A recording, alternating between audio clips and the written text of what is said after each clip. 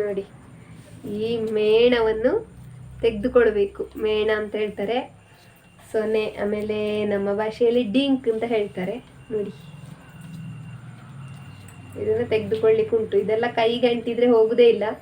ಕೈಗೆ ಮೊದಲೇ ಸ್ವಲ್ಪ ಇದು ತೆಂಗಿನ ಎಣ್ಣೆ ಎಲ್ಲ ಉಜ್ಜಿಕೊಂಡ್ರೆ ಆಗ್ತದೆ. ಮೊದಲೆಲ್ಲ ಸೀಮೆ ಎಣ್ಣೆ ಎಲ್ಲ ಬರ್ತಿತ್ತು, ಆದರೆ ಇದನ್ನು ಕಟ್ ಮಾಡೋಕೆ ಉಜ್ಜಿಕೊಳ್ಳಿಕ್ಕಿಲ್ಲ. ಆ ನಂತರ ಕಟ್ಟೆಲ್ಲ ಮಾಡಿದ ನಂತರ, ಸೊಳೆ ಎಲ್ಲ ತೆಗೆದ ನಂತರ ಸೀಮೆ ಎಣ್ಣೆಯನ್ನು ಕೈಗೆ ಒಮ್ಮೆ ಉಜ್ಜಿಕೊಂಡ್ರೆ ಎಲ್ಲ ಸೊನೆ ಹೋಗ್ತಿತ್ತು. ನೋಡಿ ಹೇಗುಂಟು ಅಂತೇಳಿ.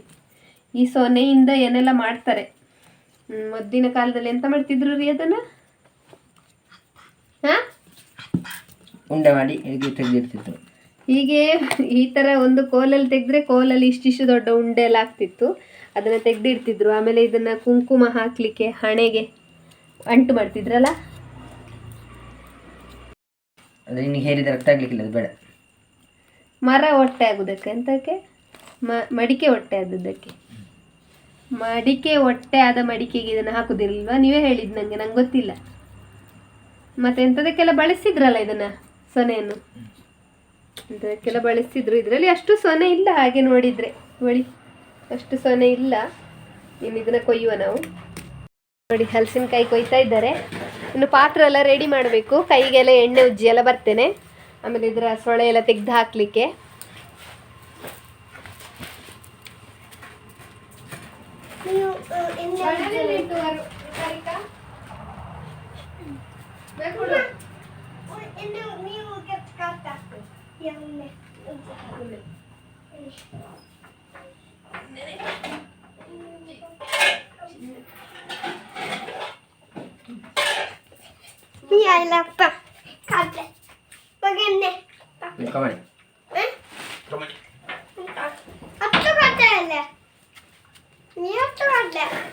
ನೋಡಿ, ಬಾಣಲಿ ತಂದಿದ್ದೇನೆ.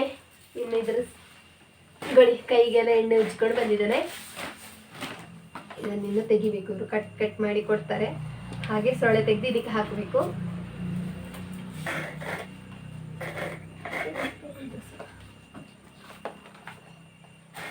ನೀನು ತೆಗಿತೀಯಾ? ಹರಿ ಓಂ ಹೇಳೋರಿಗೆ. ಹರಿ ಓಂ. ಅಲ್ಲಿ ನೋಡಿ ಹೇಳ. ಹರಿ ಓಂ. ಎಲ್ಲರಿಗೂ ನಮಸ್ತೆ. ಸುಭಾಷ್ ಯೂಟ್ಯೂಬ್ ಚಾನೆಲ್ಗೆ ಸಾಕು ಸಾಕು ಸಾಕು ಸಾಕು. ಅದು ಒಂದನೇ ನೋಡಿ, ನಿಲ್ಲು. ಸೊನೆ ಎಲ್ಲ ತೆಗೆದುಕೊಳ್ಳುವ. ನೋಡಿ, ಸ್ವಲ್ಪ ಸೊನೆ ಕಡಿಮೆ ಇದರಲ್ಲಿ. ಇದರ ಈ ಮೇಲಿನ ಒಂದು ಇದೆಯಲ್ಲ, ಇದನ್ನ ಕೂಂಜಿ ಅಂತ ಹೇಳ್ತಾರೆ. ಕೂಂಜಿ ಸರಿಯಾಗಿ ಹೋದ್ರೆ ಮಾತ್ರ ಇದನ್ನ ತೆಗಿಲಿಕ್ಕೆ ಆಗುದಿಲ್ಲ, ಅಷ್ಟು ತೆಗಿಲಿಕ್ಕೆ ಆಗುಲ್ಲ. ಇದು ಒಳ್ಳೆ ಹಲಸಿನ ಹಣ್ಣು, ಮಾತ್ರ ಗಟ್ಟಿ ಉಂಟು ಹಣ್ಣು, ತುಂಬಾ ಹಣ್ಣಾಗಿದೆ. ಆದ್ರೆ ಒಳ್ಳೆ ಹಲಸಿನ ಹಣ್ಣಿದು. ಸಿಹಿ ಉಂಟ ನೋಡ್ಬೇಕಷ್ಟೇ ತಿಂದು. ಇದರಿಂದ ಪಾಯಸ, ಕೊಟ್ಟಿಗೆ, ಆಮೇಲೆ ಎಂತ ಮಾಡ್ಲಿಕ್ಕೆ ಆಗ್ತದ ರೀ? ಇಡ್ಲಿ, ಹಲ್ವಾ, ದೋಸೆ ಎಲ್ಲ ಮಾಡ್ಲಿಕ್ಕೆ ಆಗ್ತದೆ.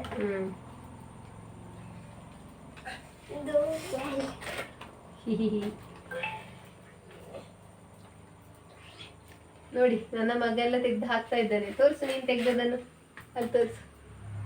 ನೋಡಿ, ಅವನಿಗೊಂದು ಸಣ್ಣದು ಕೊಟ್ಟದ್ದು. ಅದರ ಒಂದು ಜಾನ ಮರಿ ಎಲ್ಲ ತೆಗ್ದು ಹಾಕ್ತಾನೆ. ನೋಡಿ, ನಮ್ಮ ಎಲ್ಲ ಕೆಲಸಕ್ಕೂ ಭಾಗಿಯಾಗ್ತಾನೆ.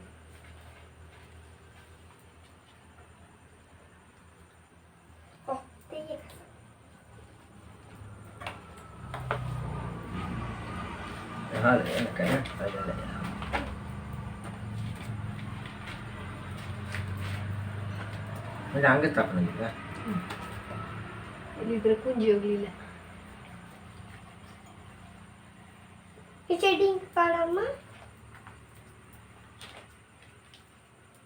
ಹೀಗೆ ಎಲ್ಲ ಹಲಸಿನ ಹಣ್ಣನ್ನು ಕೊಯ್ದ ನಂತರ ನೋಡಿ, ನಿಮಗೆ ತೋರಿಸ್ತೇನೆ ಎಷ್ಟು ಹಣ್ಣು ಸೊಳೆ ಆಗಿದೆ ಅಂತ ತೋರಿಸ್ತೇನೆ. ನೋಡಿ, ಇದೇ ತರ ಎಲ್ಲ ತೆಗಿತೇನೆ. ನೋಡಿ, ಇದರಲ್ಲಿ ಒಂದು ಇಲ್ಲ. ಆಮೇಲೆ ಇದ್ರಲ್ಲೊಂದು ಈ ತರ ದಪ್ಪ ಇದೆ ನೋಡಿ, ಕೈಂಗುಳೆ ಅಂತ ಹೇಳುದು. ಇದನ್ನು ದಪ್ಪ ಇದೆ ನೋಡಿ. ಇದನ್ನ ತಿನ್ಲಿಕ್ಕೆ ತುಂಬಾ ರುಚಿ ಇರ್ತದೆ.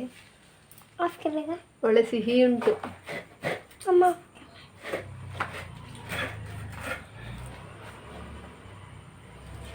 ನೋಡಿ, ಎಲ್ಲ ಹೀಗೆ ತೆಗೆದ ನಂತರ ನಾನು ತೋರಿಸ್ತೇನೆ ಈಗ ಹಣ್ಣು ಎಷ್ಟು ಸಿಕ್ಕಿದೆ ಅಂತೇಳಿ.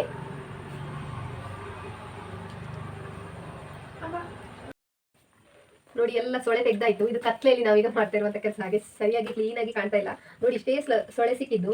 ಅಂದ್ರೆ ಒಂದೊಂದು ಸೈಡಲ್ಲೆಲ್ಲ ಸೊಳೆ ಅಷ್ಟು ಚೆನ್ನಾಗಿಲ್ಲ, ಒಂಥರ ಹಾಳಾದಾಗೆ ನೋಡಿ ಈ ತರ ಆಗಿದೆ. ಕರಿಂಚಿ ಹೋದಾಗೆ ಏನೋ ಒಂಥರ ಆಗಿದೆ, ಬೆಂಕಿ ಮುಟ್ಟಿದಾಗೆ. ಅದೇ ಸೊಳೆ ಗಟ್ಟಿಗೆ ಚಂದ ಉಂಟು, ಬಟ್ ಇದನ್ನ ನೋಡುವಾಗ ಬೇಡ ತಿನ್ನೋದು ಅಂತ ಅನಿಸ್ತದೆ. ಹಾಗೆ ಅದನ್ನೆಲ್ಲ ತೆಗೆದಕ್ಕೆ ಹಾಕಿದ್ದೇವೆ. ದನ ಎಲ್ಲ ಇದ್ರೆ ಇದನ್ನು ಸಣ್ಣಕ್ಕೆ ಕೊಚ್ಚಿ ಹಾಕಿದ್ರೆ ತುಂಬಾ ಚಂದ ತಿಂತದೆ. ದನಕ್ಕೆ ಭಾರಿ ಖುಷಿ ಇದೆ ತಿನ್ಲಿಕ್ಕೆ. ನೋಡಿ ಇಷ್ಟು ಸೊಳೆ ಸಿಕ್ಕಿದೆ. ಇಷ್ಟು ಸೊಳೆಯಲ್ಲಿ ಇನ್ನು ಇದರಲ್ಲಿ ಬೀಜ, ಆಮೇಲೆ ಇದ್ರೊಳಗು ಎಂತ ಹೇಳ್ತಾರಪ್ಪ ಇದಕ್ಕೆ, ಹುದುಗು ಕುಡು ಎಂತ ಹೇಳೋದು ಇದಕ್ಕೆ ನಮ್ಮ ಭಾಷೆಯಲ್ಲಿ ಸಾಲು. ಈಗ ಈ ತರದ್ದು ಇದನ್ನು ಬೀಜ ಎಲ್ಲ ತೆಗೆದಾಗ ಇನ್ನು ಎಷ್ಟು ಆಗ್ತದೆ ನೋಡ್ಬೇಕಷ್ಟೇ. ಅದನ್ನೆಲ್ಲ ಇನ್ನು ರಿಪೇರಿ ಮಾಡಬೇಕು. ಸ್ವಲ್ಪ ಕೈಯೆಲ್ಲ ತೊಳೆದು ಬಂದು ಇದರದ್ದೆಲ್ಲ ತೆಗಿತೇವೆ. ನೋಡಿ ಎಷ್ಟು ಚೆನ್ನಾಗಿದೆ ನೋಡಿ. ಏನೋ ಇಲ್ಲೆಲ್ಲ ಆಗಿದೆ ನೋಡಿ, ಎಷ್ಟು ಚೆನ್ನಾಗಿದೆ ನೋಡಿ ಸೊಳೆ ಎಲ್ಲ. ಇದನ್ನ ಕ್ಲೀನ್ ಮಾಡಿಕೊಡ್ತೇನೆ. ಕ್ಲೀನ್ ಮಾಡಿ ತೊಳೆದು ಮಿಕ್ಸಿಗೆ ಹಾಕೊಂಡಾಯ್ತು. ರುಚಿಗೆ ತಕ್ಕಷ್ಟು ಉಪ್ಪು, ಬೇಕಿದ್ರೆ ಶುಂಠಿ ಹಾಕ್ಕೊಳ್ಬೋದು. ಹಾಗೆ ಒಳ್ಳೆ ಮೆಣಸು ಕೂಡ ಹಾಕ್ಕೊಳ್ಬೋದು.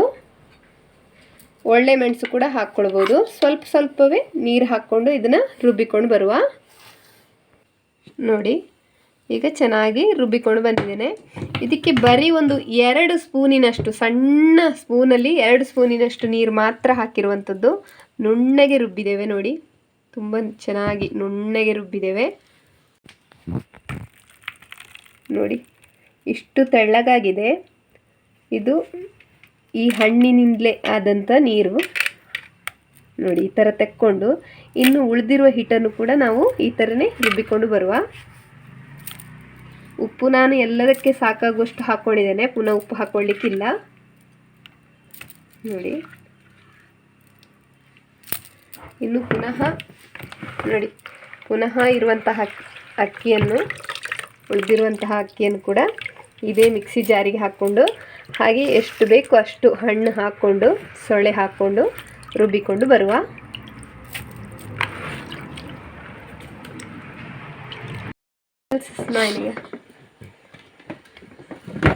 ನೋಡಿ ಈ ಸೊಳೆಯನ್ನು ಹೀಗೆ ಹಾಕ್ಕೊಳ್ತಾ ಇದ್ದೇನೆ. ನಿಮ್ಮ ಮಿಕ್ಸಿ ಜಾರಲ್ಲಿ ಏನಾದರೂ ಈ ಥರನೇ ಹಾಕ್ಕೊಂಡ್ರೆ, ಇಡಿಯಾಗಿ ಹಾಕ್ಕೊಂಡ್ರೆ ಇದು ನುಣ್ಣಗೆ ಆಗಲಿಲ್ಲ ಅಂತ ಇದ್ದರೆ ಇದನ್ನು ಈ ಥರ ಮಾಡಿ ಹಾಕ್ಕೊಳ್ಬೋದು. ಅಥವಾ ಕಟ್ ಮಾಡಿ ಸಣ್ಣ ಸಣ್ಣ ಪೀಸ್ಗಳನ್ನಾಗಿ ಕಟ್ ಮಾಡಿ ಹಾಕ್ಕೊಂಡು ಮೊದಲು ಈ ಸೊಳೆಯನ್ನು ರುಬ್ಬಿಕೊಂಡು ನಂತರ ಅಕ್ಕಿ ಹಾಕಿ ರುಬ್ಬಿಕೊಳ್ಬೋದು. ಆಗ ಚೆನ್ನಾಗಿ ಸೊಳೆ ಕೂಡ ಚೆನ್ನಾಗಿ ನೈಸ್ ಆಗ್ತದೆ. ಈ ಅಕ್ಕಿ ಮತ್ತು ಈ ಹಲಸಿನ ಸೊಳೆಯನ್ನು ಒಟ್ಟಿಗೆ ಹಾಕಿ ರುಬ್ಬಿದರೆ ಒಮ್ಮೊಮ್ಮೆ ನುಣ್ಣಗಾಗೋದಿಲ್ಲ, ಅಂದರೆ ತರಿತರಿಯಾಗಿರ್ತದೆ. ಇದು ಕೂಡ ಒಂಥರ ತರಿತರಿಯಾಗಿ ಅಲ್ಲಿ ಕೊಜಾಳೆ ಅಂತ ಹೇಳ್ತಾರೆ, ಒಂಥರ ಆಗಿರ್ತದೆ. ಅದಕ್ಕೋಸ್ಕರ ಇದನ್ನ ಮೊದಲಿಗೆ ಬೇಕಾದರೆ ರುಬ್ಬಿಕೊಂಡು ಆನಂತರ ಅಕ್ಕಿ ಹಾಕಿ ರುಬ್ಬಿಕೊಳ್ಬೋದು. ಇದನ್ನು ರುಬ್ಬಿಕೊಂಡು ಬರುವ ಅದೇ ಹಿಟ್ಟಿಗೆ ಹಾಕಿಡುವ. ನೋಡಿ ಇದು 2ನೇ ಸರ್ತಿ ರುಬ್ಬಿಕೊಂಡು ಬಂದಿರುವಂಥದ್ದು. ಇದಕ್ಕೆ ಸ್ವಲ್ಪ ಕೂಡ ನೀರು ಹಾಕಲಿಲ್ಲ ನೋಡಿ. ಇಷ್ಟು ದಪ್ಪಕ್ಕೆ ರುಬ್ಬಿಕೊಂಡು ಬಂದಿದ್ದೇನೆ. ಇದನ್ನು ಈಗಲೇ ಕೂಡ ರುಬ್ಬಿದ ಕೂಡಲೇ ಕೂಡ ಇದನ್ನು ನಾವು ದೋಸೆ ಮಾಡ್ಕೊಳ್ಬೋದು.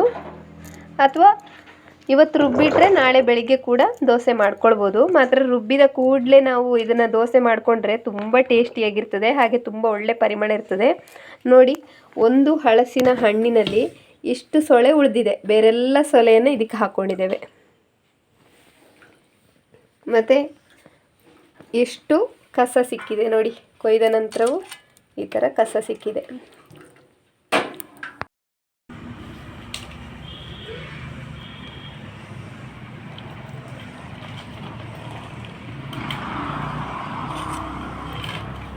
ಯಾವ ರೀತಿ ಬಂದಿದೆ ನೋಡಿ. ಒಳ್ಳೆ ಕೇಕ್ ಥರ ಬಂದಿದೆ.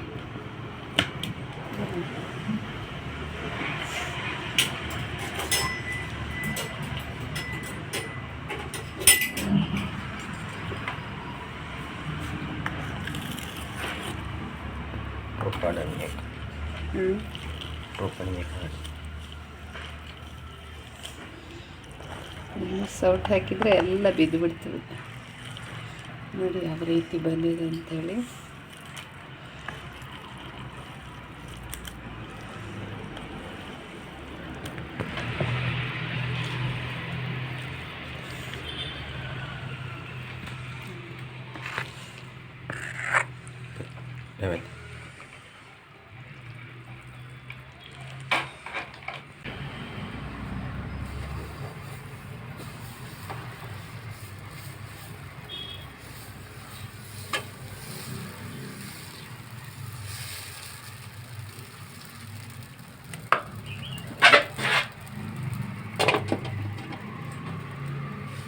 ಯಾಕೆ ಸೆಂತ ಬಂತು ಕಾಡ್ಯ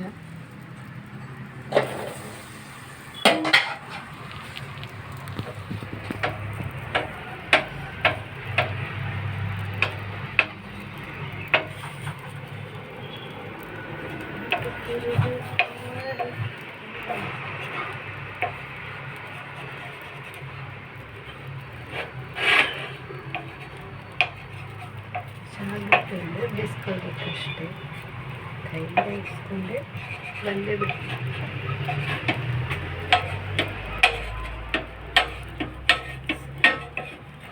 ನೋಡಿ ಇದು ಕೂಡ ಚೆನ್ನಾಗಿದೆ ಏನೂ ಆಗಿಲ್ಲ ತುಂಬ ಚೆನ್ನಾಗಿ ಬಂದಿದೆ ನೋಡಿ ಎಷ್ಟು ಚೆನ್ನಾಗಿ ಬಂದಿದೆ ಅಂತ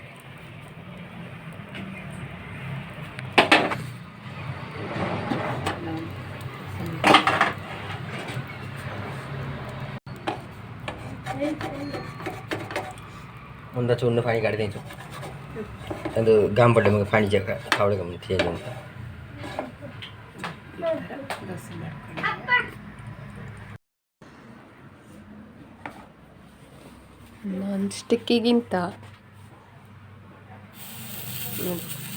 ನಾನ್ ಸ್ಟಿಕ್ಕಿಗಿಂತ ನಮಗೆ ಕಬ್ಬಿಣದ ಕಾವಲಿಯಲ್ಲೇ ಚಂದ ಏರಲಿಕ್ಕೆ ಬರ್ತದೆ.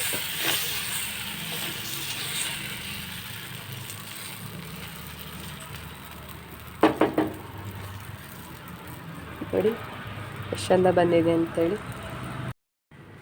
ನೋಡಿ ಸ್ವಲ್ಪ ಬೇಕಿದ್ದರೆ ತೆಂಗಿನೆಣ್ಣೆ ಹೀಗೆ ಹಾಕ್ಕೊಳ್ಬೋದು. ತೆಂಗಿನೆಣ್ಣೆ ಹಾಕ್ಕೊಳ್ತಾ ಇದ್ದೇನೆ.